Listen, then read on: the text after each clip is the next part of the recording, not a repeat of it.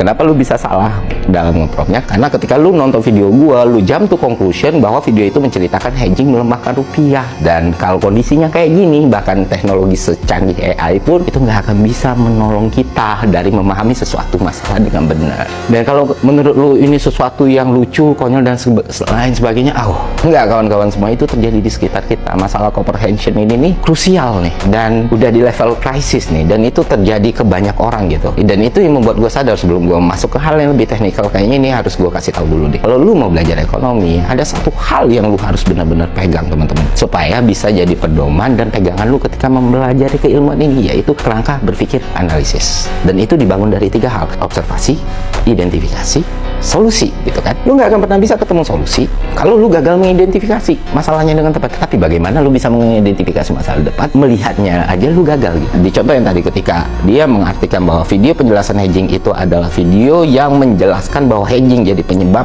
melemahnya rupiah, di level 1 sudah gagal. Jadi gagal melihat masalahnya gitu. Nah, di level kedua, identifikasi. Oh, dia udah tahu nih, oh video ini soal dana yang masuk dan bagaimana perlakuan kursnya. Nah, apa penyebabnya dan bagaimana ini bisa terjadi? Udah masuk ke level regulasi dan opsi regulasi, berarti identifikasi. Kalau identifikasinya meleset, kalau gitu kita ilegalkan aja proses hedgingnya. Nah, identifikasi salah, solusinya juga salah gitu kan. Nah, barulah ketika identifikasinya udah tepat, solusinya baru kena gitu. Itulah kenapa kerangka berpikir analisis itu jadi fondasi dasar ketika lu mempelajari ilmu ekonomi. Karena ilmu ekonomi itu bukan hafalan teman-teman, itu ada ilmu perilaku, dan yang mana lu akan menemukan banyak sekali kontradiksi, outlier dan lain sebagainya. Jadi buat teman-teman yang berminat untuk belajar ilmu ekonomi, silakan, bukan beli buku ya, silakan belajar dan memahami apa itu kerangka berpikir analisis gitu. Kalau dari penjelasan kayak gini masih ada yang berpikir, wah berarti lu bilang hedging yang menyebabkan rupiah melemah. Nah sudahlah. Mantap.